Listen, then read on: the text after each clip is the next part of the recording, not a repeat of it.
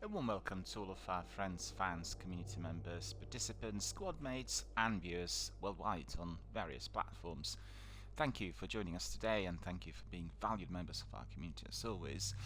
We are commencing with our second episode of DRBMiller Daily Broadcast today, and we started out with the new venture yesterday, and so far it's been really well received. So first of all, I want to thank everyone who was taking time to write, because it is really time consuming to be doing email messages and responding and providing feedback. But I'm very, very privileged and very blessed to have had quite a few dedicated scribes, and not just today, but generally, literally throughout the whole period since my channel was indeed created here on Twitch. And I'm always grateful to all of your thoughts and views and everything that's being sent us, because that's the only way to connect with your community and indeed provide you with a very clear picture on how we can be constantly re-evaluating, improving, looking for new content, new interesting ideas, and generally to provide you fully abreast with all the news and everything that's happening in our community. So first of all, I want to thank Johan from Sweden, who was, I believe, watching the podcast yesterday, and he asked, first of all, what's the big deal about Bethesda and Microsoft, and what are the consequences, what is the collateral for the industry, because it's being talked about so much, and Johan wants to know what are the likely developments. Well, thank you first of all for your question and for your interest in the merger, because as we kind of described throughout the week, this is the biggest deal that the industry would have seen ever, and as such it is attracting a lot of interest from any corner of the game development industry, because we all want to see how this is going to be working out in a longer term.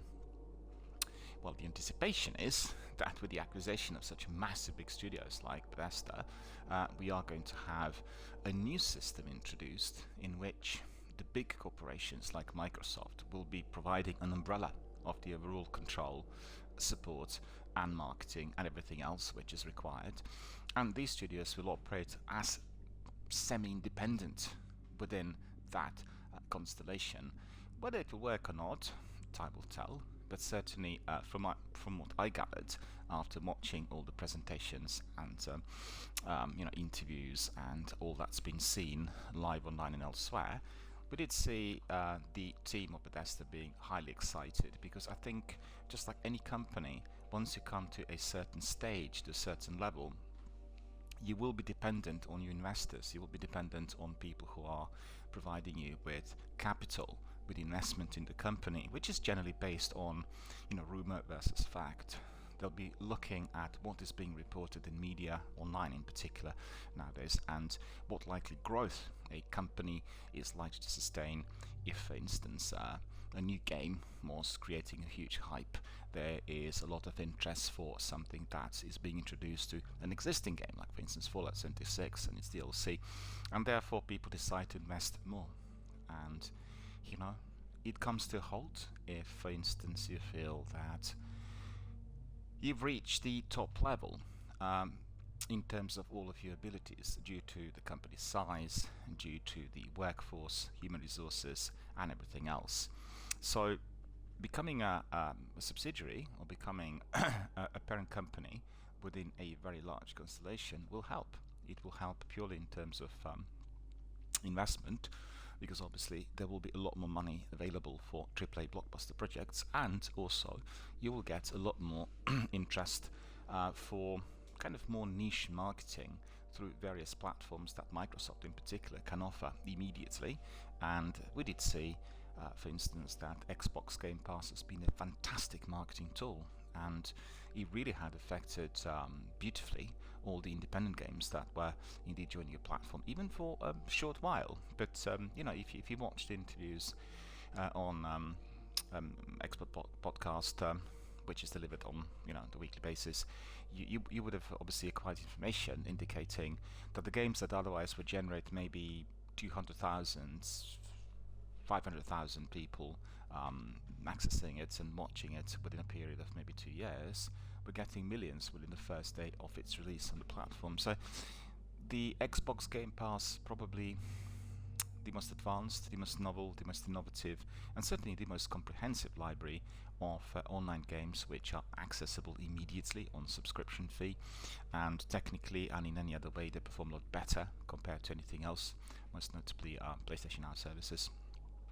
And obviously everyone is interested, and I personally quite like the idea of Bethesda joining Microsoft because, first of all, from maybe a very personalized, very selfish point of view, I'll be able to access the full library of the games immediately on my subscription, which means I will not need to buy any DLCs, any extra content, anything else that indeed might be thrown our way as we go along, and that itself is of huge advantage to any gamer, because gamers are all about gaming, basically stepping in, finding out for themselves what certain games are like. And as a gamer, I'm fairly conservative, and I really kind of stick to my usual preferences, the games I really like for instance very immersive open world RPGs in general, story driven games. But ever since I joined PS Now and Xbox Game Pass services a few years back, I've really been exploring and enjoying perhaps other avenues of inquiry that previously would not attract me. The games like some platformers, fighting games for instance, some of the rare, completely unknown in Europe, Japanese RPGs. And I discovered some true delights. And like for instance the other day, a game called Max and what's it called, the Curse of Brotherhood, was released recently through Microsoft platforms, and I downloaded it on the day of its release through Xbox Game Pass. Not played it, and just went in the other day to have a look, because I have always quite a few games that we freshly downloaded from the platform, and I kind of have difficulty even in going through the list because there are so many, and it's quite a variety. I mean, the difficulty is when you want to have a look. Let's say I have a task, I want to have a look at 5 games today, and I have a look, and one of them grabs me, and that was the case with Max. And then you just kind of start playing the game, and instead of spending 20-30 minutes on it, you spend like 3 or 4 hours, and it's just, that's beautiful, that's wonderful, that is exactly what I want to see, because I've heard of the game, but I've not had particular affinity towards the title. And once I was in, I just loved everything about it, from its graphics, family-friendly content, in-game mechanics, story-driven kind of activity, and a platformer which is very similar to the ones we've seen in recent times, where we are kind of diversifying from the usual, the old-style PC platformers from the 90s. We have really very, very beautifully created open world in there, and it looks interesting, it looks full of different kinds of surprises, and the activity is highly entertaining. You're using, as if you were a child, pencils and all sorts of equipment that otherwise you would have had in school in order to progress forward. And very, very, and also what's interesting is you get the elements of needing to think, because it's not all about killing some bees and some birds. It's all about considering how you can resolve a puzzle, get from one place to another, how you're going to outsmart the opponent, and that itself requires both thinking and some degree of planning. You need to organize it, tactics and strategies. I loved it. So coming back to it, Bethesda is likely to be offering their new games as Microsoft and Xbox exclusives, and it's possible that they'll offer some of the games to other platforms in due course, but at present all the games will indeed be accessible through Xbox Game Pass, which is the biggest investment that Microsoft has on the console, and which is seen as something that will be delivered within a lengthy period of many years ahead. Phil Spencer and his team have considered the Game Pass and the streaming services, as well as xCloud, to be the future of gaming, and I think I completely agree. I certainly know for myself that my first multiplayer was Diablo, and I've done it on PC in the 90s, and it was very difficult at the time to be finding teammates and running user groups and accessing some of the friends through ICQ, which was at that time a very popular chat app, and compare it with today. Random matchmaking, various communities online straight away through a console, Twitter, Reddit, all other forums. You can connect to WhatsApp if you want to have video calls. It's mind-boggling. And obviously, it's all about instant access, digital downloads, which means as soon as you purchase a game, you can obviously download it and watch it immediately. And then, in addition to that, you will be getting all the additional niceties. For instance, if you are to be playing Gears of War 5, you're getting it in the Ultimate Edition, which otherwise would cost you roughly $90. So, there are many privileges which you're getting straight away as a member of the community. You're investing, obviously, in the company, sizable amount if you are a regular subscriber on, month-per-month basis. But you're also getting this instant access and all else that comes together with it. I mean, most significantly, they're looking at xCloud integration, both on console, PC, and Android. And you are, let's say, in a park, you pull out your tablet and you fancy playing Fallout 4, for instance, Fallout 76. Obviously, the games are now part of Xbox Game Pass, and you just crack on. It's no problem. You can do it. I mean, obviously, having maybe poorer quality Wi-Fi at present still, because obviously we've not gone ahead with technology as fast as we originally would have wanted. But in due course, we'll have ultra-fast speeds, super fast fibers, and maybe some new types of speeds introduced in due course. And therefore, the quality is going to be enhanced and massively improving. You've seen that, for instance, immediately in the merger, they introduced the overall enhancement of FPS for Bethesda games. So I think the vast majority of them, amongst those 20 titles introduced last week, are getting 60 to 120 FPS rate immediately. It's mind-boggling how Microsoft team are able to do this, because they do not need any input from the developers. But the fact is, they can do it. It's just, you click the button and the FPS is there, everything seems to work, and that is absolutely and truly wonderful. I mean, I've been absolutely in awe of everything I've seen so far, and very, very keen on seeing a lot more. So I think the overall enhancements will apply to other games as well, but Bethesda, having those heavyweight titles, will be seen as a priority, and I really look forward to seeing everything else that will come from the equation. On the other hand, if you have a very good home cinema setup, like for instance I have Sony Bravia 60-inch with top-notch headphones and home cinema sound system, as well as everything plugged in, you're getting a very, very high quality immersive experience. So quite frankly, they also want to make that as good as possible, and certainly for the heavyweights like Dishonored, Doom, and Fallout, as well as Elder Scrolls series, they would want people to become part of that world through their interactivity and all the other enhancements. These games look and feel very good as they are today, but as we carry on, having access through xCloud, having instant access wherever you are worldwide on any platform, you will not need your console with you. That's the main thing. You will need your console in order to purchase games, but if you are a subscriber, if you are having a regular account, then obviously you are going to be getting instant access from wherever you are, and that itself is going to be of a remarkable use to any gamer wherever they are. So to summarize, in answer to Johan, I can see lots of benefits coming out of Microsoft and Bethesda merger. They may also be setting up a new precedent for various other companies that may want to be doing the same sort of thing. And Microsoft obviously is the industry leader, but you have Sony in there, you may have Apple, and they may do the same sort of thing for mobile games, for mobile apps, and what people use on other platforms which are accessible through 4G networks and through Android and iOS services. So altogether, definitely a very, very good step forward.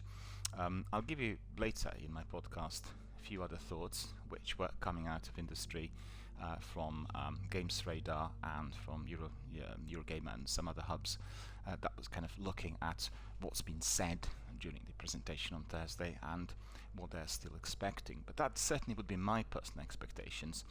In short, enhanced services and many more titles coming out of Bethesda, perhaps not in numbers, but like magnificent big games similar to Elder Scrolls, that will have a much greater investment and a lot more marketing and more resources available for the game to be functioning greatly from the day one, compared to what they experienced with Fallout 76, which they felt was a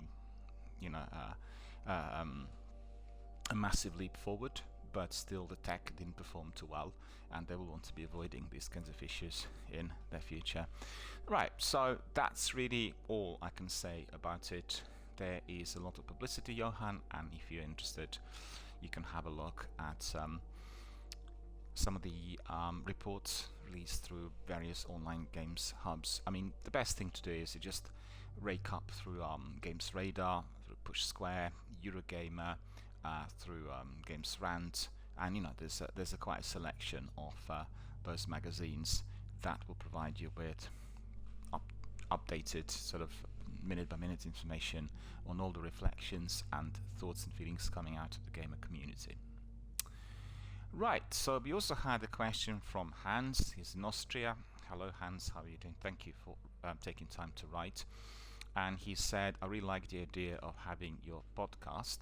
I really enjoyed your introductions for Destiny and other games, but it will be a lot better to have a separate forum where people can kind of talk and connect, and it will be extracted from what otherwise is seen as a gameplay time. We all like playing our games, we also like discussing, but it's better if it's like offered in separate compartments. Well, thank you Hans for that, and thank you for writing, and I certainly think that that's the overall view that I picked up from quite a number of our community members. And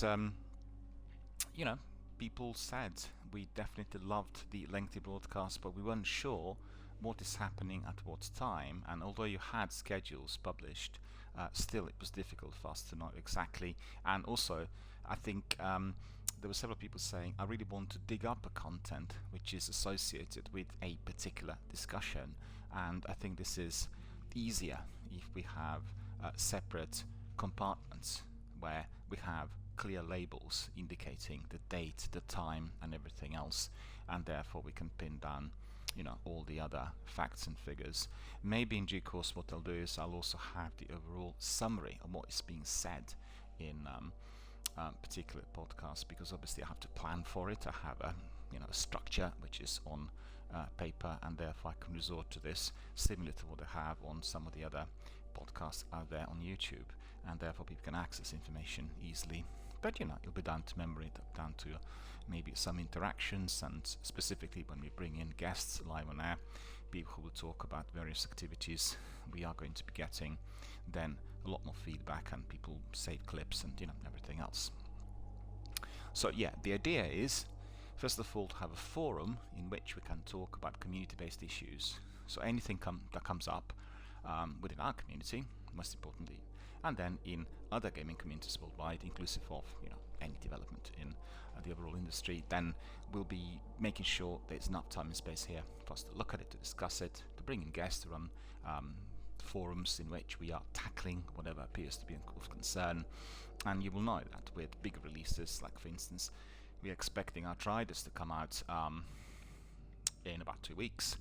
There'll be an avalanche of feedback and responses. So while this will make it very interactive, I think with the new game coming out, I'll try to rope in a few of our community members who are already on it, and then they'll come in and talk live, and we'll do it through either Xbox or PlayStation parties, so everybody can hear everything, and we can then properly record and archive. So thank you. Yeah, I'm very glad to see that Hans is liking the new format. We are just progressing to our second episode, which is today, but as we carry on after a few weeks, we'll get a bit more feedback. We'll see what people really want, and I want to keep the channel very vibrant and very energetic. I don't want to have the content which is just tied to one single game or one single community, and that is because both Microsoft and Sony and all the other heavyweights, they really want to sort of branch out somewhat. They want to bring in as many people as possible, to try out as many games as possible, rather than just sticking to one. That's contrasting the desires of companies like Bungie and Bethesda. They want people to be just staying in their game, or even Ubisoft, but the big games like the Division 2, they will want them to be part of that world, and they keep throwing in all the new content, which is genre diverse. You have 6 different types of games within one, and people who, for instance, like Paladins Smite, they'll find really the activities in Destiny 2 very entertaining, because it's a similar sort of deathmatch ongoing experience. And the idea is that it's two separate drives. Obviously, for the publishers, they're interested in people accessing as many games as possible, because hence, like in the old days with cinema releases, you will have then revenue coming in because people are trying out lots of different things. You will create a greater revenue that can be appropriately invested. If it is being just channeled towards one game, it does pose a significant amount of difficulty, because first of all, the owners of that particular game will want a fair share, and secondly, they will decide on how they want to be investing this overall. So you could see this clash of two different notions. I think it is very present out there, and certainly Xbox and Microsoft teams are looking at supporting heavyweights, but wanting others to play indie games and less well-known titles equally, and that is going to be an issue in the medium term. Also, I think if we're looking at the games of the Destiny 2 magnitude, you really will be looking at first of all whether we have somebody popping in. Oh, we have Paperclip coming in. I'll respond to Paperclip in a moment. I just must not be losing my thread. We have games like Destiny that have been around for quite some time, and considering that you have a community that's stretched for a period of 8 years, there will be times where the number of people will be dropping. Like in Destiny 2, we've seen people not happy with recent seasons and the content, and they'll come in and do maybe a bit of activity every single week, but it's not going to be everyday activity. So that's really a serious problem for Bungie and for Bethesda and for the big developers, because they will want that game to have an infinite shelf life, which means constant investment, constant development, and introduction of new content. And I'm in two minds about this, because I even think if you were introducing always campaigns and story-driven missions and various sort of phenomenally useful bits of loot, still after a certain time, a bit like with X-Files series or 24 series or any other, you will have an audience that'll say, okay, we've done this and we really want to have a look at something else. So I guess the developer will need to have a mindset through which they will need to consider how to be constantly bringing in the new people, right? So the oldies will be there always, like we've seen with Destiny 1. They'll always pop in every day, say hello, stay there for half an hour, and they'll be gone. But the newbies need to be coming in. So it's a new concept, and I think overall strategy that I've seen coming from Microsoft is all about diversity, as many games as possible, and this is the reason as to why they're constantly adding the titles to Game Pass and constantly introducing. To be fair, 6 months ago I thought there were quite a few titles, but what's happening today is almost too many. Honestly, I'm kind of oversaturated with all the titles, and it's very hard to decide what to play next. And even for the games like, for instance, Dead Space or Battlefield I want to revisit, there's just no time. There's always something else coming up, and we need to see what the overall direction will be. But as it stands today, I want my channel to be aligned to what's happening in the industry. And what's happening in the industry is a divorce from the membership of one big community just to one game alone. And that's very present still on Twitch. You will see that people who want to watch Destiny and play together with me online will not migrate to Apex, and people who are doing Apex will not want to migrate to Warzone or to PUBG. And many reasons for that. I invited my friends to come in. I mean, we have one person from Finland, our dedicated member Sekapupu, who indeed has played quite a number of games with me, but he's just he's an exception, because I've asked others and said, oh no, we're not really interested, we don't want to go that route. We really are dedicated to that community. We like the content, we like the regular social elements of it, which I understand. So I want to be progressing down the route which is similar to what Microsoft are indeed working on, and I find that to be very stimulating for myself. Just coming back to the earlier point that Johan raised, I like playing lots of different games, right? And the difficulty for me is, as a streamer, I have a limited amount of time in which I can do that. And secondly, the games that are coming out today, they're all bigger, they're all longer compared to what we had in the past. So it means you need to be investing a lot more time, and you need to be a bit careful with what games you actually want to be playing from beginning to end, considering the duration and everything else. But we're spoiled for choice, and I think we really need to entertain and enjoy everything that is out there at the moment, because if we don't display enough interest, similar to what I've been saying really for months, if you are a member of Xbox community, you've got to download everything that's offered for free. Just download, because it will indicate you're interested. If they see that not many people are downloading freebies, they'll stop doing them. The only reason as to why they've done it is that they tried out the method for which they're coercing people into first in playing those games, and then secondly, if you like the game, you eventually would buy it. And maybe sometimes if you have several installments, you may not buy anything on the first one, but on the second or third, you'll jump gun, and you will become an investor. And I consider the same for myself. Ever since they had Xbox Live services, the Ultimate subscription services, I just love purchasing the games I've tried, and I found to be of very great interest to me. So I probably bought more games in the last couple of years than what I would have done for maybe the last 15. And it's the system. Previously it was a risk. You buy a new game, you're not sure what the game's like, right? You're not in position anywhere to see what the actual gameplay is going to be like. In this instance, you are getting the game, and you can try it for free. If you like it, you buy it. And I think even Phil Spencer was very surprised about the fact that people are doing this, because he was a bit in two minds about it initially, and he did state several times they were very, very surprised to see that offering things free of charge on a subscription fee was massively, massively enhancing sales. And I can tell you why. Because previously, Microsoft Store was not offering the same discounts like what we get today. And if you're a member of Xbox Live Gold or Ultimate subscription community, you get massive discounts, 75-85% off. I pick up games there for 85 pence, for £1.20. Heavyweights like The Division, I picked up for £3.50. It's a no-brainer. It's just, it's the best possible.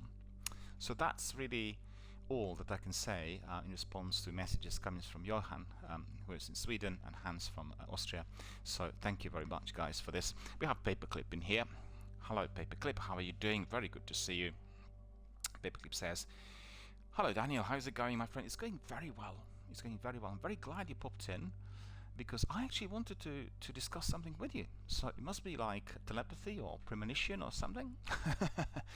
And as you could see, I've since yesterday I started out on a new venture or new section here on my channel, part of my broadcast, and this is the podcast, which is a daily podcast, right? And it is similar to what I have on Xbox with the the ramblings and musings of Larry and Jeff, because it's dedicated to everything that's happening in the industry, in the community, and there will be space and time for everything to be looked at. And our community here online does have several subgroups. One subgroup is, I guess, the one that both yourself and me belong to. We are sort of adult, mature gamers who've been doing games for many, many years, and we like discussing everything which is industry related. That's not always the case with some of the juniors. They want to be just cracking on with the Crucible, with Destiny-based activities, or the Division. They want to go Dark Zone. So the idea is to sort of separate the broadcast into separate, clearly defined sections, and then each one of them is providing something which is based on a particular topic, or game specific. So my podcasts are to be here as an open forum, first of all, for me to be introducing certain news, whatever comes to my community every single day, everything I get on the wires, but also to respond to messages, because I get messages through various platforms, and I always feel bad if I don't respond immediately, and I feel that responding live on air to the messages like the two I've just read from Johan and Hans is the best, because people can listen to what's been said and then obviously provide me with further information or any other questions they may have, instead of just writing lengthy messages. Although I always endeavor to write back as well, albeit in a abbreviated format, because obviously it's very, very time consuming, but I want everyone to feel really recognized and appreciated at all times. And Paperclip says, hope your day is going well. I'm a little behind today. It's coming up to 10 a.m. for me on the east coast of the US. I imagine it's coming up to 3 o'clock p.m. on your side. Well, no, not really. We are now approaching 2 o'clock p.m., 1400 hours. And I think if you are 10, that would be, what is it? Well, it's happening during those 2 weeks before we change time, because we'll be changing, I think, to summertime. I think it's this weekend. So there will be a discrepancy of 2 weeks where instead of 5 hours it is 4 hours, and I think that's happening at the moment. And Paperclip says, well, podcast is a really great idea. And Paperclip says, at 2 p.m. we just had daylight savings this past weekend. Yeah, that happens during that week. I mean, I remember when I was doing financial markets analysis a few years back, then there was this week which always caused a bit of concern because of that discrepancy. People read news that come up on various hubs indicating when the economic news come up, and then you expect them to be at 10 o'clock, actually there at 11, and it's very important to mark this on that Sunday. Otherwise it's easily forgotten, causing mayhem on Mondays and Tuesdays. Yeah, I mean, podcast has been on my mind for a while, and I can certainly tell you that so far so good. And I think, well, I tell you what it is. I've had quite a number of games which are seen as competitives, Apex and PUBG and Warzone. And I've got to say, a number of people that come in there are very impatient. They're a bit buzzy, they really want to crack on with the game as soon as they come in. And quite a few people perhaps are not fully aware of the implications that they're not just doing a game for themselves, but they're live on air, where other people are watching and listening. And very frequently what you get is people will look at YouTube or Twitch, and they'll look at how many people are viewing a particular stream at the moment. And the stats are not really always accurate. And the reason for that is people access Twitch and YouTube on various platforms. Some platforms will not register, right? Generally, if you are streaming on a PC and you have people on PCs accessing, then their number will be registered straight away, right? It's quite platform based still. And secondly, if you have, for instance, algorithms that are restreaming your stuff, let's say from the mainstreaming platform like Twitch, through other hubs, then you will have no knowledge at all on how many people are watching, because there's several platforms, and it's just happening at the same time. So therefore I thought, instead of having sessions where my introduction is causing, I guess, some degree of dissatisfaction amongst the guys who are basically in the lobby sitting and waiting and the usual, and they will say, well, when is he going to stop talking? Well, the fact is, this channel is all about talking. It's called Gaming Dialogue. It's not about just hammering games. And I guess a lot of people gravitate towards the channel because it's based on social interaction. As you know, we have a lot of community members who keep coming here to talk and share their views and thoughts, and it's very easy to find new partners, in crime, people who will be becoming members of your clan and your squads. And you've seen, I think, during the last 3 years, how many people joined us here live on air for Destiny streams, and how many of those really kind of got together in order to play raids and strikes outside of my broadcast. It was just absolutely truly wonderful experience. But having a podcast is a separate thing, it's like a separate slot, and anyone who's interested in debates, in anything that's happening in the industry, will always go to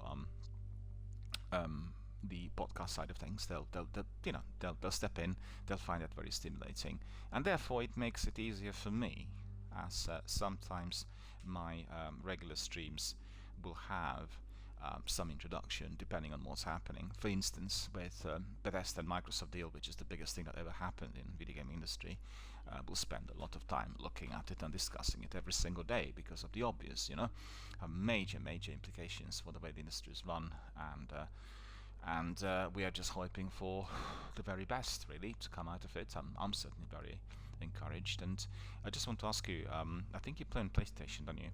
Do you also have an Xbox with you? Do you also do some Microsoft stuff? Because I think PlayStation at the moment is lagging behind quite substantially on the level of the recent development. New inventions like xCloud, instant access, ultimate subscription, the exclusives which are released on the same day through the streaming services, as well as through all the other platforms. And yeah, Paperclip says, I'm on PS, I don't have an Xbox, I just purchased PS5. Well, to be honest with you, sir, I personally, as a person who's been cross-platform gamer from the beginning, I would recommend perhaps that you get maybe a second-hand Xbox One. You get it in the US now for what, less than $100, considering that the other one is out. And just try the services. The benefit of it is, in no time, first of all, the vast majority of games, you're talking about almost everything, is going to be accessible through the next gen as well as the old gen. So there are no major restrictions, right? And all the next gen games which you access on Xbox One, you can easily upgrade. It's called Smart Delivery, and Pipclip says, I would love to get an Xbox, however I'm older and I just don't have the time to play on two systems. My wife would not be pleased with me getting well, don't we know it all? Don't we know it all? I can tell you stories, but we are all in the same boat, us the mature gamers. And the reason I suggested it, I'll tell you why.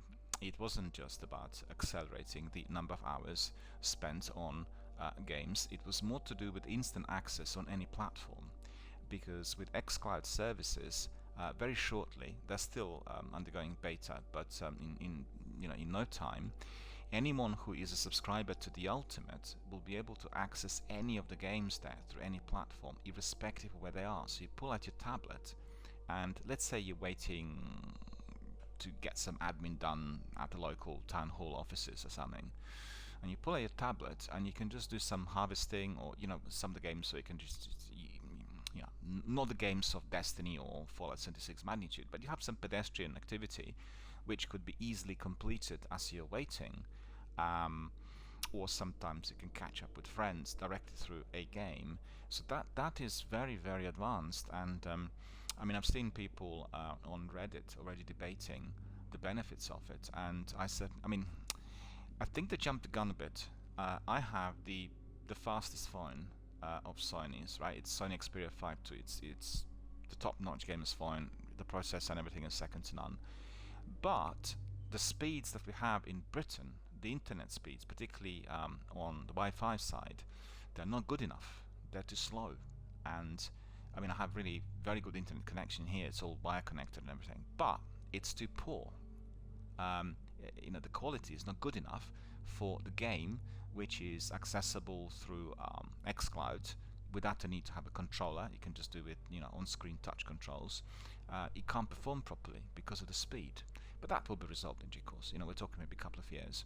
So I think the for somebody who's as interested in a variety of different games as yourself, you will have a much better overview if you indeed were in possession of one of those. And maybe, I'm not 100% sure, maybe they will make it possible for people to subscribe even if they didn't have a console. I think it's unlikely. I think they will always make it one way or the other tied to the console, because really what you have is somebody not wanting to buy the console and then just subscribing, and there will be a catch somewhere, I'm quite certain. And our friend says, I realize I can play Xbox games on PC or other devices, but it comes down to time for me. On 822 games on PS between 3, 4 and 5, and 822 games. So with the commitment I've made to the PS platform, I really would need to stay in one place, since I wouldn't have the time to bounce around to different platforms. Absolutely. I mean, 822 games is a phenomenal collection, and being able to engage with them all over an extended period of time is just terrific. It will require a lot of dedication and effort in order for those games to be completed.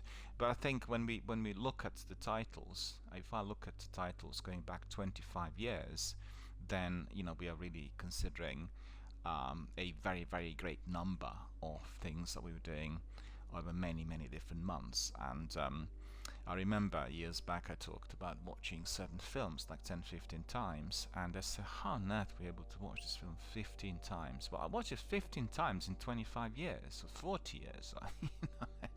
So it's not actually that much. Talking about 20, 30 years, you probably watch the film once a year. So, an avid film goer will, forget about it. You remember the details, but the overall film is just completely erased. And it's something that happens with gamers as well. And I think our friend says, don't get me wrong, Xbox and Microsoft are going the right direction. I'm actually frustrated with PS, and as I do not feel they're keeping up with the Xbox regarding developer acquisitions. Well, I think the biggest problem there is their economic model. I think Xbox realized, and that's down to Tim Spencer's team and the other guys who are presently on top. They basically felt that with the tech developing, it will be all about instant access from anywhere. And I think PlayStation is still considering PS exclusives, and they do not want to place the AAA blockbusters on the streaming services. If they do so, it comes a lot later, and they're quite restricted in terms of what they can do. For instance, they'll have Horizon Zero Dawn on PS Now services for 6 weeks, or Control on some of these. I mean, they'll have to be a bit more liberal, and they'll need to consider. You've seen that with State of Play presentations. There's been so much criticism launched at Sony for State of Play, which was so incredibly poor. It was much worse than if you just watched randomly selected trailers on Xbox YouTube channel. It was appalling. It was just absolutely the worst. It was unbelievable that the corporation of that size and that magnitude and significance would produce such absolutely worthless piece of introduction for the new games. And the last one that we watched a couple of weeks ago was definitely the best so far, and they've gone down the route of what Xbox does. They had some developers popping in and talking about these games and providing maybe a bit more of gameplay. The idea was for everything to be short and snappy and very engaging, but I also thought the collection of the games they introduced for the last one, albeit in a different format, which I thought was a lot better than what we've seen before, was poor because there wasn't diversity. All these games were very similar, lots of platformers, and you look at what Xbox is doing, they have quite a variety, a bit of indie, a bit of fighting, a bit of RPG, a bit of open world. So it's the overall diversity, and I think the direction that Sony is taking at the moment could cause them very serious problems. To put in perspective, sir, what's the reason behind PlayStation being a more popular console compared to Xbox? I'll tell you the main reason. Xbox and the live services are restricted in many countries. Okay, so I know for certain in Europe, for instance, half of Europe cannot access Xbox live services in full. They have just like partial services. So anyone who is on PlayStation can access all of the services in full, hence the streaming ones. PlayStation Now is not available in the entire European Union. It's just in some countries because the service is extremely expensive to run, and they'll be looking at the countries that have the greatest number of subscribers, or indeed people who are potential users. But all the other services, when you're doing live gaming on PlayStation, are instantly accessible. It comes together with a package. You subscribe to PlayStation Plus, and that's about it. Microsoft do not have that. They have restrictions, right? So that's the sole reason as to why PlayStation is selling in much greater numbers, because quite frankly, although they have very, very similar quality of the graphics and audio visuals, Xbox does have some specifically distinct tools that are very, very useful for any gamer. The first and the most important one is Xbox is always updating all of your games as it is switched off, right? You don't have to switch the console on. It's done through their charger.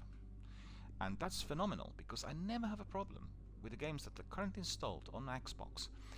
So that would have updates that sort of delay my broadcast and that. And on PlayStation, I use PlayStation for most of my broadcasts. I get very, very lengthy delays. I've had this 8 times during the last couple of weeks.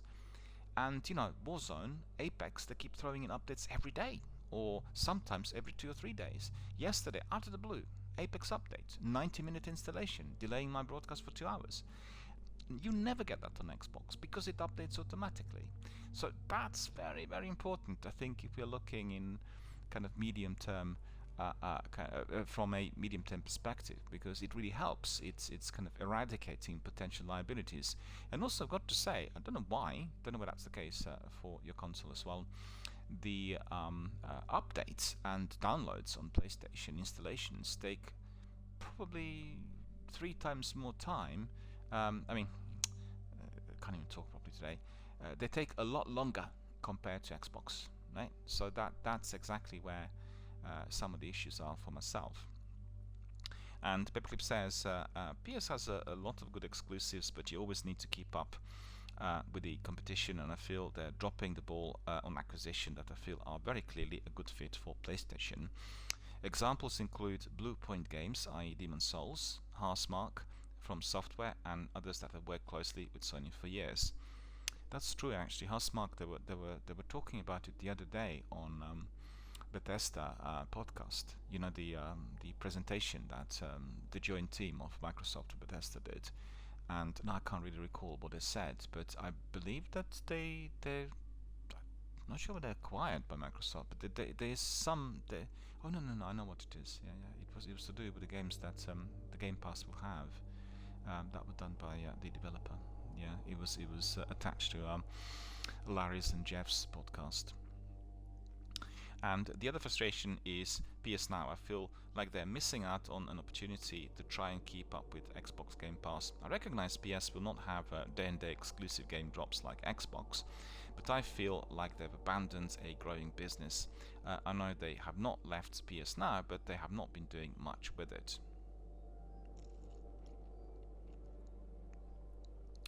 Well, I've been using PlayStation Now services now for quite a few years, and I thought initially, and certainly before Xbox team decided that the Game Pass was the next big thing, they were superior, right? PS was superior to Xbox Game Pass at the time, so 4 years ago. But as the Xbox team changed course and they realized the potential was there for a lot more, they've just gone from strength to strength. What I liked about PlayStation Now services from the beginning was that they were instantly streamable, and you will appreciate they have about 700 games in there, and there are games you do not want to be playing and you just want to have a look to find out, to get what the flavor of the game's like, and it's much easier for that to be just used through the streaming service. You click on Stream Now and you watch, and that's it. I really love that. The streaming quality of the games on PlayStation Now services varies from game to game. Some work perfectly, I tell you. Some of the exclusives, like for instance Days Gone, Control, it's not an exclusive, but Final Fantasy, the was it 15? These games worked perfectly on streaming services. There was no lag, no problems, no buffering, you name it. But I played, for instance, games like Two Towers 2 and Red Dead Redemption 1, and these games didn't really perform too well. They were very choppy. There was a massive frame rate drop, and there wasn't buffering. But when you have FPS drop, it kind of affects your brain a bit. The character doesn't seem to move properly. The graphics become a bit fuzzy, and that indeed is really a serious problem. And I think the reason as to why they struck a deal, Sony and Microsoft, on the use of Microsoft servers is all to do with it. I think Sony are dependent on the third-party providers for such services. Microsoft owned the infrastructure, and obviously if there is a problem, their team will be able to look at it straight away and resolve it immediately. And this is where the difference is, really. So PS Now services have pros and cons. On one hand, they give us instant access to streaming. You just click on streaming and then that's it. But the cons is, until recently, certainly going back maybe 12 months, the vast majority of games were not downloadable. So, you want to download the game in order to find out what it actually is like to perform properly on your system. And also if you're a streamer, you want to download it in order to stream it. If it's not downloadable, it's not streamable. And that was a serious downer for me from the beginning. There were quite a few games I wanted to stream. I couldn't because they're just available through streaming services. And that was the case for every one of the exclusives. Not a single exclusive was downloadable. Like God of War, the Uncharted, you name it. So, and Paperclip says Xbox is really popular in the US, but PS dominates Europe and around the world. Things are changing as Xbox is becoming more globally desirable. However, Sony still owns the market share in Europe and Asia compared to the Xbox at this point. I think there were several issues related to Xbox. One was the kind of partial accessibility to Xbox Live services in many European countries, right? And I think generally as a console, they really considered Xbox initially to be something original and proprietary to the US. They were basically, if you remember the old days, the first console that came out, obviously with the global popularity, was PlayStation 1, and they invented then Xbox Original, and it did have computer-like, setup in there, particularly with the multiplayer and everything else. So they said it's a bit like a computer and a console in one, and I think they really want to see it as something very much based on the territory of the US and proprietary to Microsoft. And it was the idea at the time was very different compared to what we have today. They've not invested enough in some of the live services to be fully expanded around the world, and I don't know whether there are any other technical reasons, but I've talked to people who live in Eastern Europe and in Southern Europe, and they said Xbox, and who's using it? Nobody wants to do anything with it because the vast majority of services is not accessible, which is then understandable. Why would you want to buy an expensive console if you can't access all the services? So they'll really need to be looking at that, and I'm quite certain Phil Spencer and his team will want to do that because they want xCloud to be accessible anywhere around the world, right?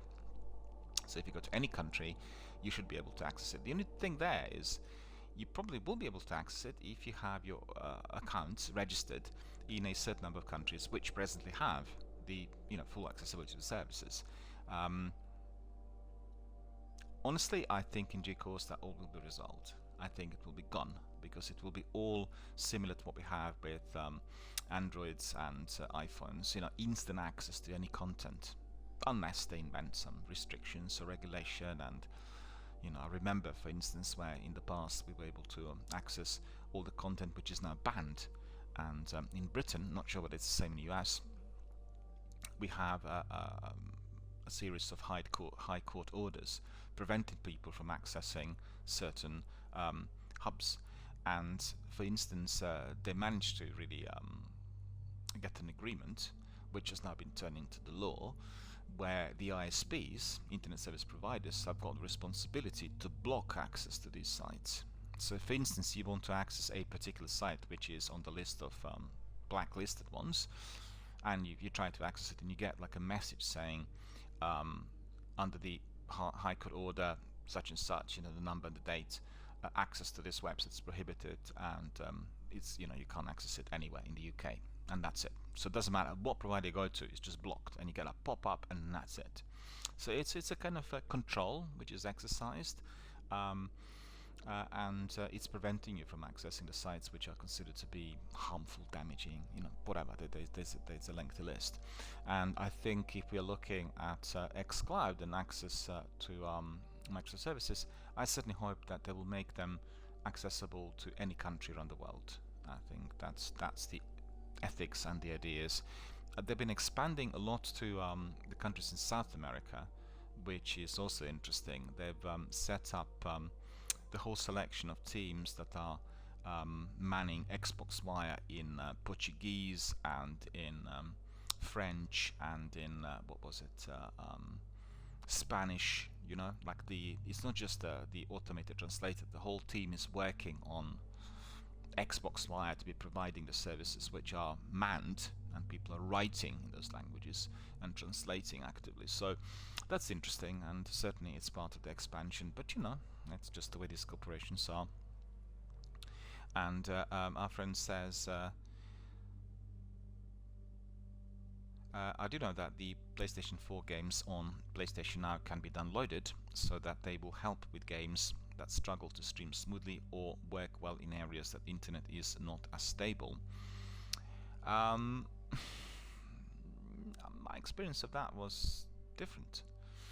I thought it was down to the developers or the publishers, to provide high quality access to the service. And if you were to be accessing quite a number of the games on PS Now, you will see that some perform beautifully without any form of difficulty, and others will have lots of technical issues. It was very annoying for me when I've done some RPGs in there where, for instance, maps wouldn't work. And maps wouldn't work, and that's because this game was released on PlayStation 3 and the publisher and the developer didn't work on PlayStation 4 conversion, so it just doesn't seem to work properly. And also, you've seen on PS3 games, when you play them on PS Now, and obviously if you're on PlayStation 4 console, the controls don't work properly, so the characters can move left to right too fast or up and down, and it's just, you will not get that on any of the Game Pass services, because they work on every single game. And don't forget, they have backward compatibility, and now they're enhancing everything from 60 to 120 FPS. But the way I see it is, for anyone who's a serious gamer, there isn't like the best console, right? If you have both consoles, you can just have the best of the two worlds. And like I said, for myself, being able to download every single game on the Game Pass is of tremendous advantage to me. A, I can stream every one of these, and B, whenever I'm playing the game, it's actually off my hard drive, so there's no any external interference. With PlayStation Now, it's exactly the opposite. You can't re-download many games, but you can access them immediately if you just want to have a quick look, right? So that itself is very useful, and I've gone through very many there. I've had the list of 265 games, and then I said, well, I'll forget about the list. I'll start with A, and I'll kind of end with Z. So it's just the way I've done it. But you've seen that Sony are not really adding too many titles compared to Xbox. That's gone absolutely insane with the sheer quantity. I mean, we've had 20 Bethesda titles added to the library last Thursday, and today I've had already half dozen of the new ones downloadable to PC. The new ones also introduced to touch controls on Android. I can't catch up with the titles. There's just like too many. It's absolutely extraordinary, and I love it. I think it's wonderful. I mean, anyone who's a serious gamer, or like myself, a serious film goer, like films and games and music have been very much part of my life, literally since I was about 4 years old. And it's just wonderful, because I remember the days where we didn't have this access. I mean, like yesterday, I looked up some of the titles I left on to watch list, or my list on Amazon Prime, and have all the other streaming services, Netflix, Amazon Prime, and BFI Player, combine them all. And there are films that I've seen like in the 80s, like the early 80s.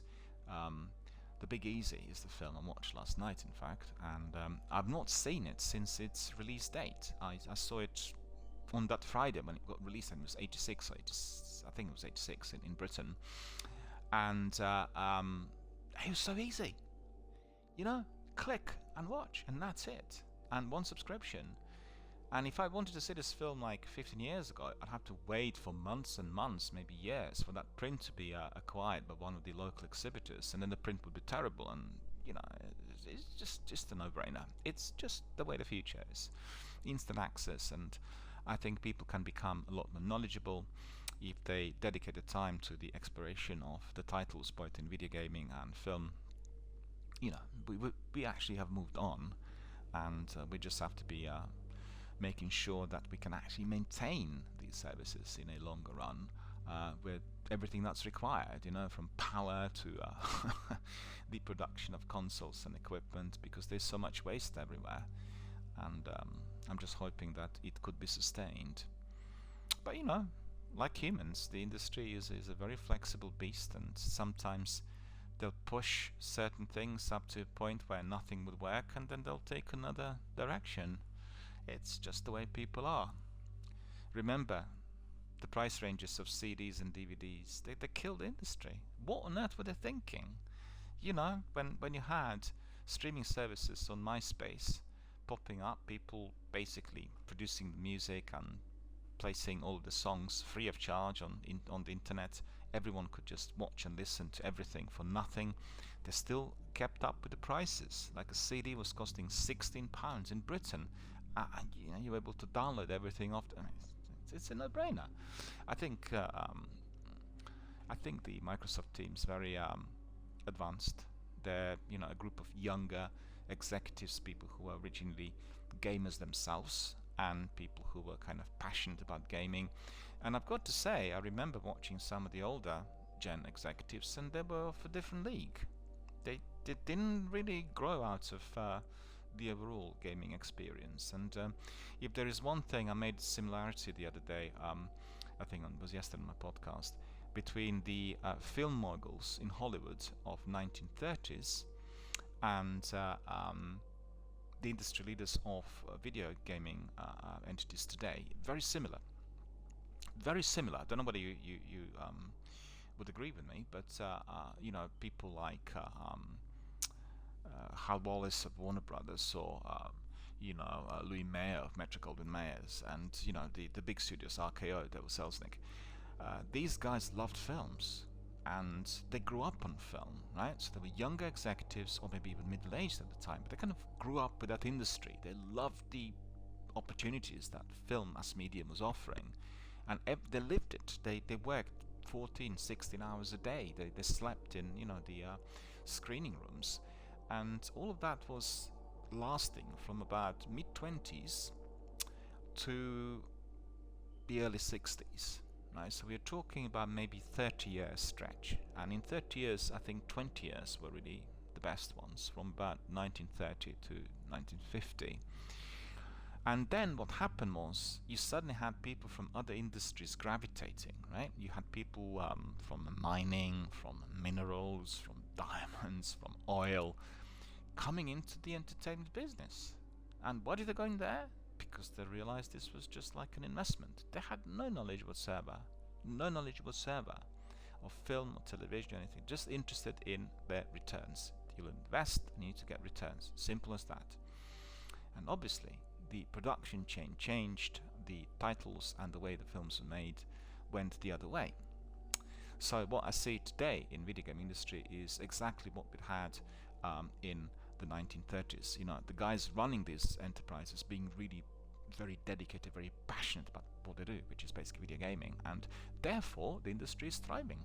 That's the fact. I certainly hope they will not make a mistake like Hollywood studios and the other guys, because it was obviously defined by technological advances, with television being introduced, with the lifestyle of ordinary people changing, changes in industries and the way people worked, the employment structures and everything. That all was reflected on the movie-going audiences prior to the 1950s, right? But I hope that is not going to happen to video gaming, because the passion, the enthusiasm, the energy that these guys have is contagious, and it's inspirational. I mean, I watched the other day a Bethesda presentation, and I was just like so inspired by that. I mean, it's just like breaking all boundaries of age or culture or class or wealth. It's just you love doing something and you really crack on. You dedicate yourself to it, and you build something out of nothing. I've had the same experience when I went to Twitch headquarters in London, the European studios. They have I mean, the European offices, they have brand new offices in the town centre, which is just off Oxford Street. Well, it's actually at New Oxford Street, and they just, you know, the same group of people. You really can tell that they talk about everything they do with such passion. They love what they're doing, and that itself is you know, to be respected. We all want to be inspired. I mean, I hate seeing people getting on trains every morning, 7 o'clock in the morning, and looking like it's the end of the world. And the vast majority of faces you see on our trains, you know, commuting, people need to travel 2 hours to get to work. You know, it's just like saying, I hate my job. It's written on his forehead. I couldn't live like that. I'd die on the same day. I mean, you know, if I don't feel passionate about what they do, it just doesn't matter to me. It just makes no difference. And you know, obviously I'm a city professional and, you know, highly educated, but I've had no difficulty in turning my back to certain activities and projects if I felt they were no longer of interest to me. No interest whatsoever. I just carried on with something new that I felt really passionate about. You know, it could be anything.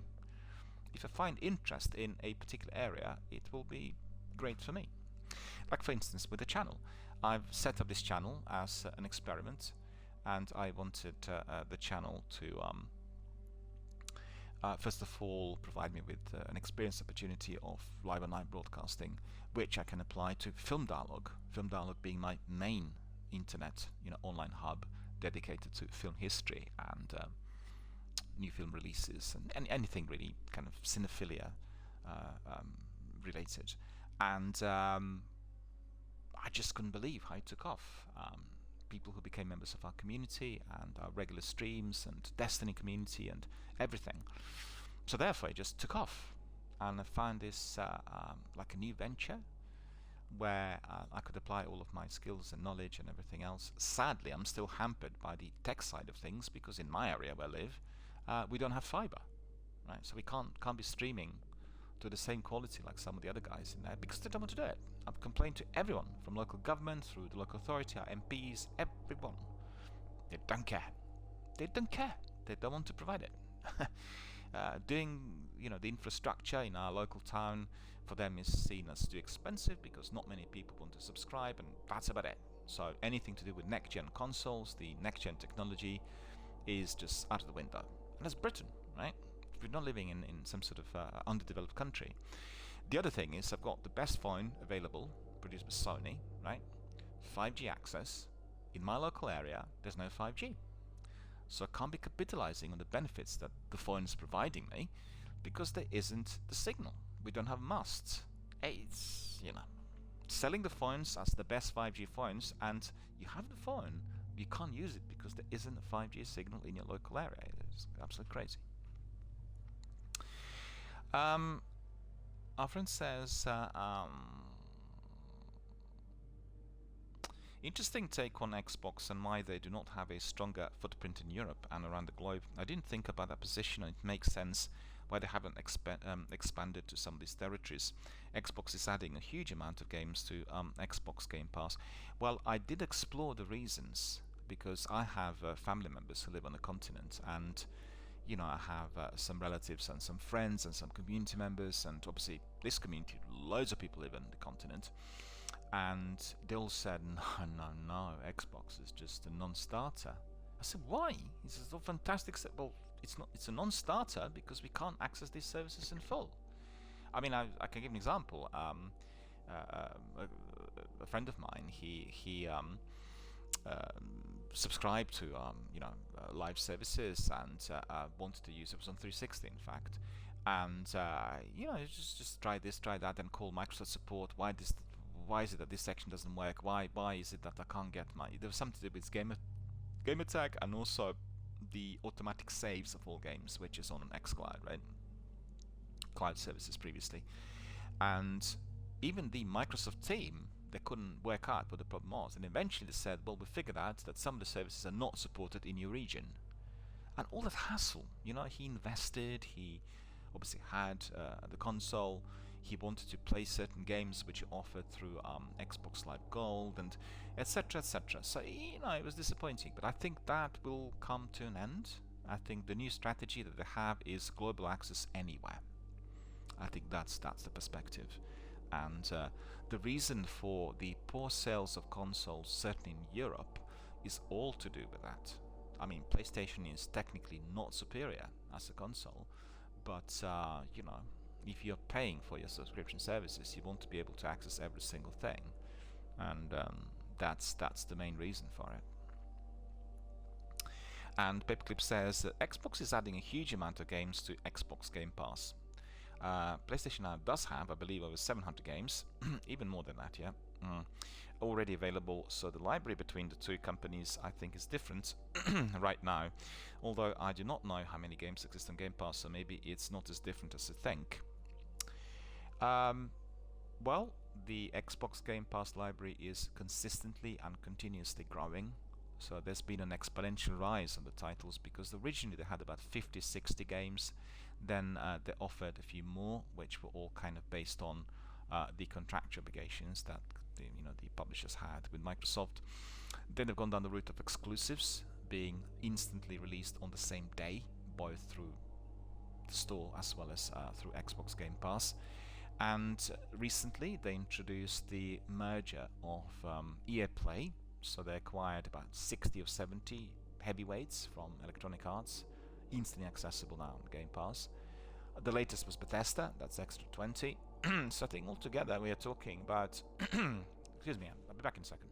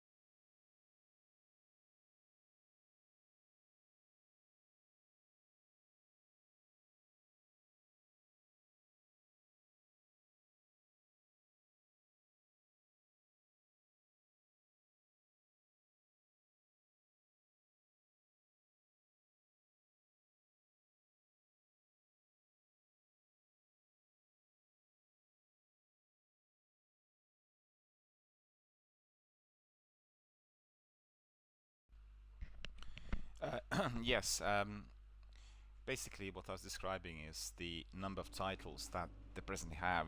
So all the services combined, which will include Bethesda together with EA Play and all the other Microsoft exclusives, we are talking probably between 300 to 400, and that will also include the games offered on Android, xCloud, all the games offered through their downloadables to PCs, and everything combined.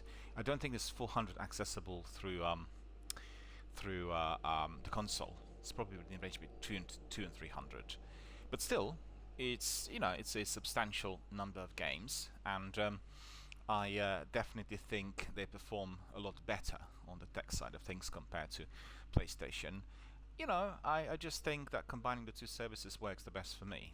And on my Sony Bravia setup, I think, I might be mistaken, but I think the Sony exclusives look better compared to what I get on Xbox. It's probably to do with the fact that the systems are fully integrated, because Sony Bravia TVs are compatible with PlayStation, and you get probably a better quality resolution or something. And I've played The Last of Us Remastered.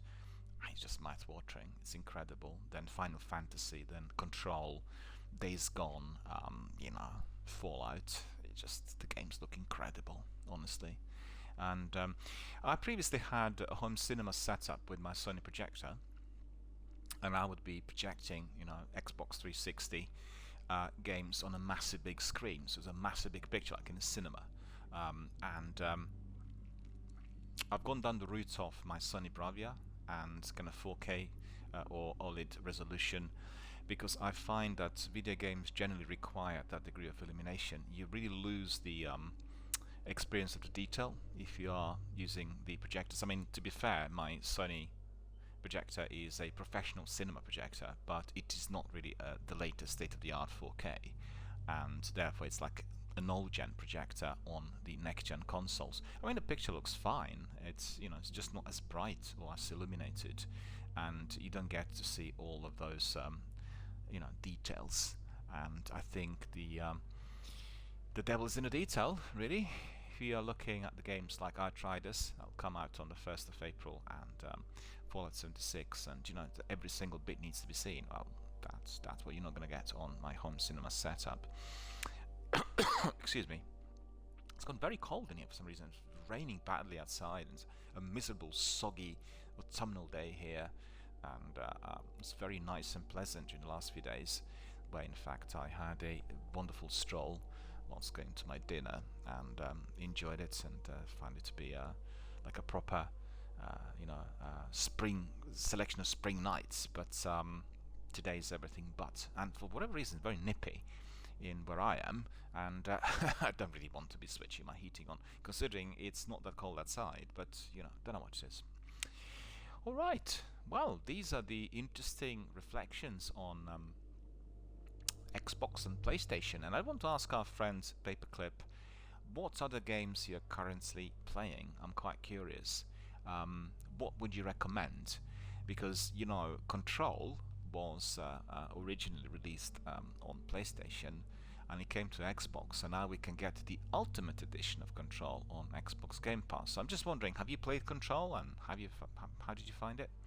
Are you looking forward to Horizon Zero Dawn, the next one, or any other games?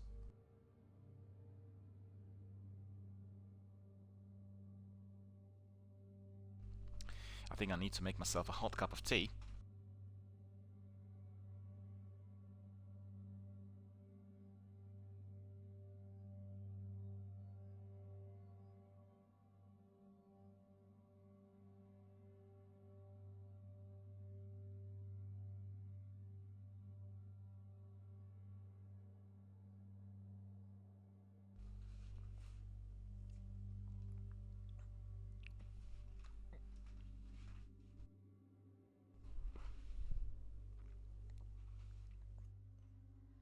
Alright, I think we talked quite a lot today with our community members, and really I also want to tell you a few more things related to the channel and also to some of my own gaming activity. So for instance, yesterday, before I went to bed, I just had a quick look and wanted to make sure that everything was fully set up here on my consoles, because sometimes there are issues with updates, and Destiny 2, for instance, that I use for, as you can see, for my podcast, didn't seem to be properly updated, so I had to delete it and then reinstall.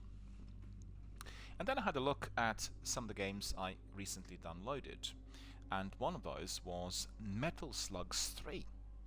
And I can't really remember whether I picked it up on Microsoft Store sale or how I got it, because it's a platformer and remastered for 4K usage, very, very good looking graphics and audio visuals, and you know, the kind of game that otherwise would not really play, but I loved it. It was such fun, and I played it for about 40 minutes, so I highly recommend it to everyone. And I really need to work out how I got it. I think I must have bought it off, it must have been a special deal or something on Microsoft Store, maybe like 50 pence game or something like that.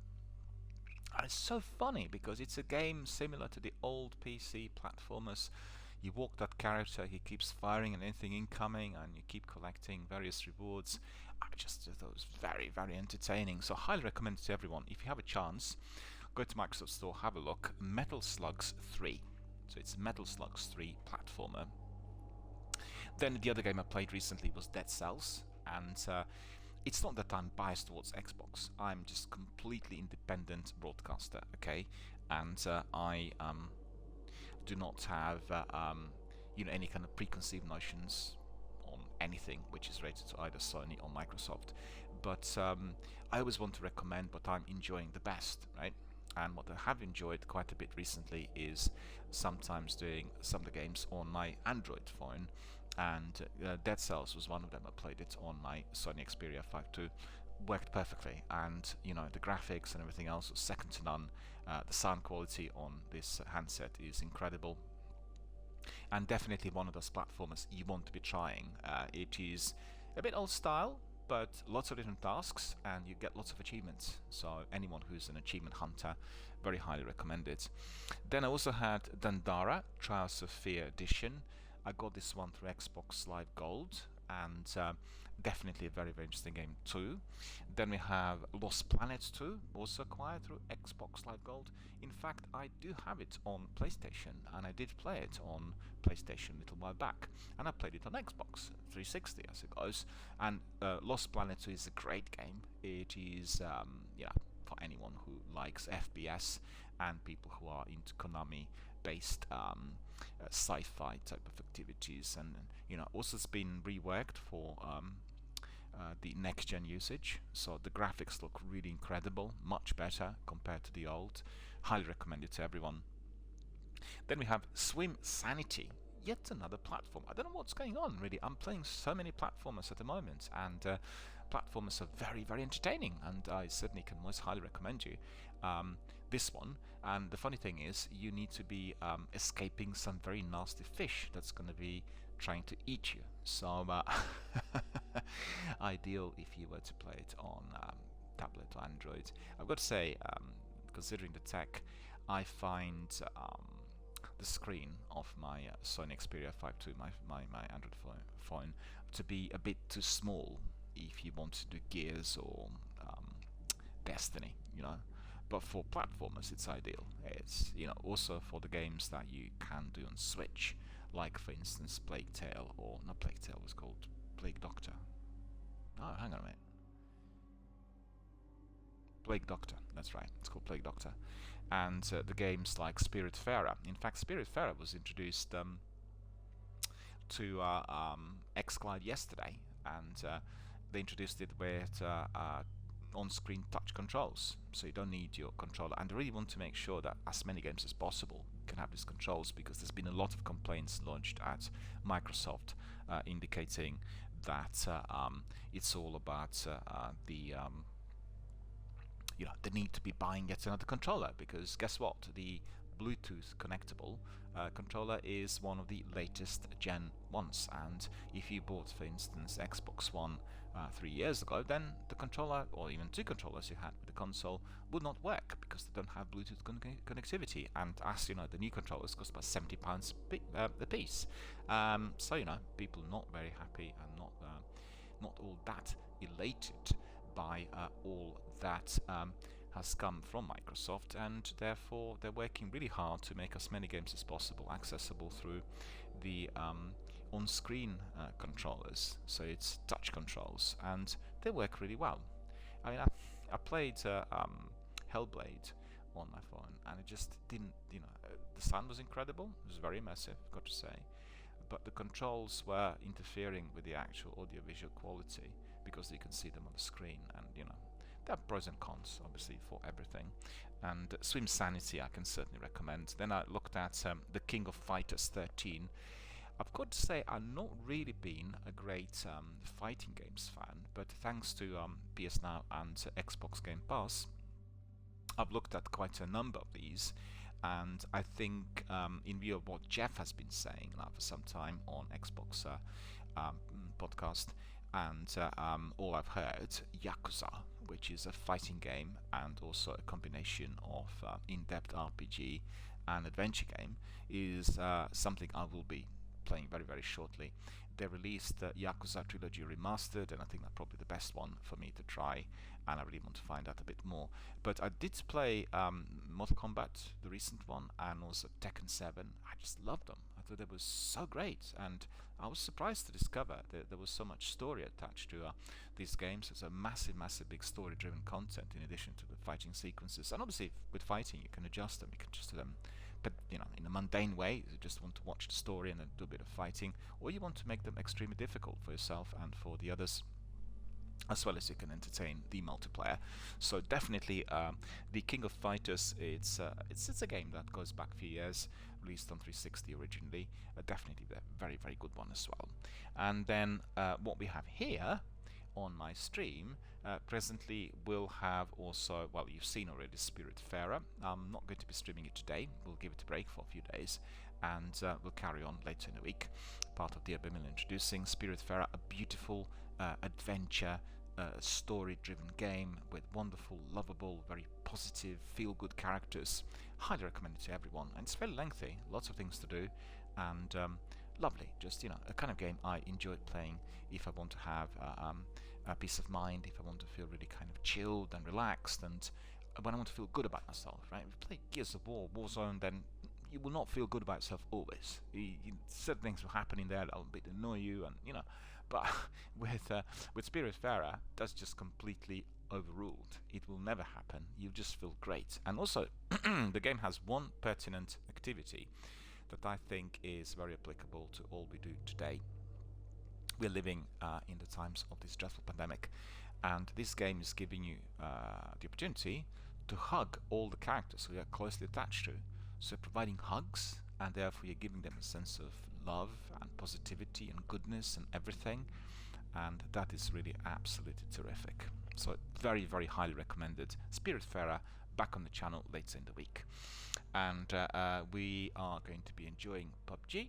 I think PUBG I will be streaming today instead of Apex, and PUBG is having its own anniversary, and compared to Apex that had its 2 years celebrated until the end of last, when it was a couple of weeks ago, right? We had a 3-week celebration of its second year anniversary.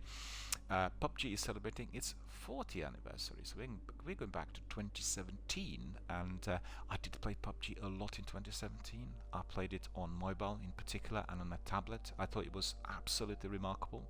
I thought PUBG, when it came out on Android, was the best performing shooter ever on an Android device, and it had wonderful on-screen controls, which I thought were performing better than those on PlayStation and Xbox. Still believe they perform better, and the game performs better on Android there. So I had loads of matches, and you know, I played mainly as a single player, and I was able to get down to the last 3 or 4 many times, but then it was very difficult to eliminate the opponents the last few due to my internet speed. And you will know that for any of those FPS games, you really need to be having the fastest speed available if you are to be capitalizing. In fact, yesterday, as I played Apex, I did have some serious problems with hit registration.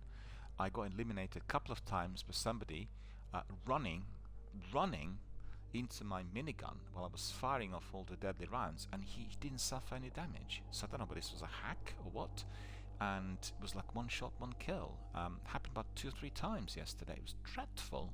Spitfire hits didn't register. I don't know what the reason for that was, to be honest with you. Whether it's to do with the reset or anything else, no idea. But I did spot it yesterday, and I certainly think that getting 5 in this area would be definitely enhancing my PvP gameplay phenomenally, because obviously as an avid long-term gamer, I've played in other setups, and I can certainly tell you it's very little you can do unless you are on the fastest fiber if you're doing PvP, and if you're entering the arena of PUBG, Warzone, Apex and all the other Battle Royale games. Anyway, wanted to tell you that we are going to be dedicating a section of our stream to PUBG. We are going to be streaming it on PlayStation, because we did see that on Xbox it has a lot of rubber banding and it's lagging quite a bit, so we're not going to be doing it on Xbox, sadly. But PUBG is cross-platform, so anyone can join us at any time. You just need to let me know in advance so I can bring you in. I need to vet you because of the new channel rules. We'll be looking at the loot, and I think there are about 4 different activities offered to us in order to celebrate its 4th year anniversary.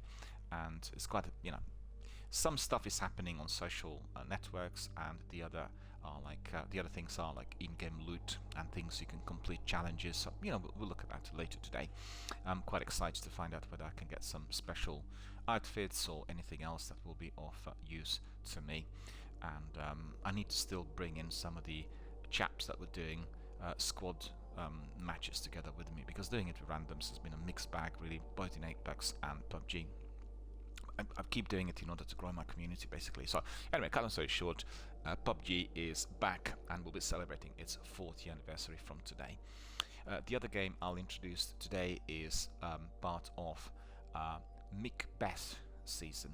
What's Macbeth season? Well, it's Microsoft meeting Bethesda, and we have quite a selection of Bethesda games on Game Pass. And I kind of racked my brains thinking, shall I really start out with Elder Scrolls or with Fallout? And I've gone down the route of Fallout, and there is a reason for that. I feel that Elder Scrolls have this degree of longevity online with Elder Scrolls multiplayer, and we have also the option of doing Oblivion and Skyrim, the Morrowind as well, which has been just introduced to Game Pass.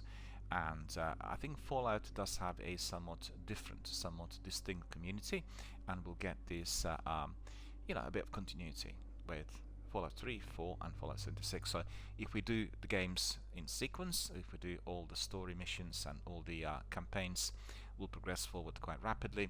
And I have all the DLCs for all these games, inclusive of the latest, which is still done on Fallout 76. So I think plenty of that content for us to enjoy. And I'm really kind of missing out on story-driven games here on my channel, because I've done a lot of PvP, and the games like Apex, Warzone, PUBG, Destiny, they're not really story-driven. Obviously Destiny has campaigns, but the vast majority of the activities are not based on those, but just simply hammering various tasks that you get at all times. Very enjoyable, beautiful for our community build-up, but I just, I love these story-driven games. And so Fallout 3 is back, as well as Destiny 2, which we are going to be streaming this week as well. So quite a lot of games really on offer. We have plenty to see on DRBMiller introducing, and we have, as I said, some of the heavyweights coming in. We are going to be celebrating the merger through that Macbeth season starting today, and I will endeavor to bring in all the other games, if not maybe in full, but certainly for some sessions, so we can really experience the joys of Doom and not Uncharted, but the Dishonored, and then Elder Scrolls, as well as Wolfenstein. Wolfenstein I've not played at all. I've not played any of these games at all, even once. No idea why, it just happened to be that way. And I really kind of look forward to finding out what the recent games looked like, and we want to really kind of join the experience. And what better time to do that but at the moment, considering the merger and all that's been offered to us for free on that ultimate subscription fee, a monthly fee which everyone pays and gets all the games delivered to your console. The last game I wanted to say something about is The Witcher. The Witcher is a wonderful, wonderful trilogy, and many people consider the third installment to be the very best in the series. I still have to really replay some of it to be able to give my judgment. I've not played the third one at all. I played 1 and 2. Number 1 was on PC, and number 2 on 360. I've gone back to revisit The Witcher 2, which I do have. I purchased it recently on a very, very low price, £2.50 or something, through Microsoft Store, and just reminded of how brilliant, beautiful, incredible this game is. Playing it on the enhanced edition, which looks better compared to what we had on 360, and also reminded of some tricky fighting skills that The Witcher needs to have. You need to be fully equipped with special skills, and you need to know when to use them when facing certain enemies, because I battled wraiths in one of the dungeons, and I forgot about the fact that I had to use some of the special skills to block their attacks. And once I worked this out, it was nice and easy, but otherwise it was a real struggle, and it can be very frustrating. I think a lot of people departed from The Witcher halfway through because they felt that some of the parts were very, very tricky. But similar to Elder Scrolls, you need to master some of the special skills. At the end of the day, he is called The Witcher, and therefore he would need to be using them, right? It's not just like an ordinary fighting game. And then the number of quests and story missions, as well as side quests, is almost infinite. And really, really absolutely wonderful, wonderful game to play, wonderful game to enjoy. So I really highly recommend it to everyone. If you have a chance, snap it up. It was offered, well, I got it through some discounts, snapped it up for, I think it was a few pounds, £3.50 or so, and considering the overall volume of the content, it was just a true bargain. And don't forget, The Witcher 3 is also accessible on Xbox Game Pass, I think until the end of this month, and definitely have a look at it and try it. It is there for you to enjoy, and I have it on PlayStation 4, the Game of the Year edition, so I'm not really fussed. I don't have to be kind of displaying a major hurry in order to complete. But worth keeping in mind that some of the games on Game Pass are there for a limited number of days or months, and therefore they're time limited, and we need to kind of keep an eye out for this date so that we don't miss out on the content. It happened to me with Red Dead Redemption 2, unfortunately. I had it on Xbox Game Pass. It was there for, I think, about 2.5 months.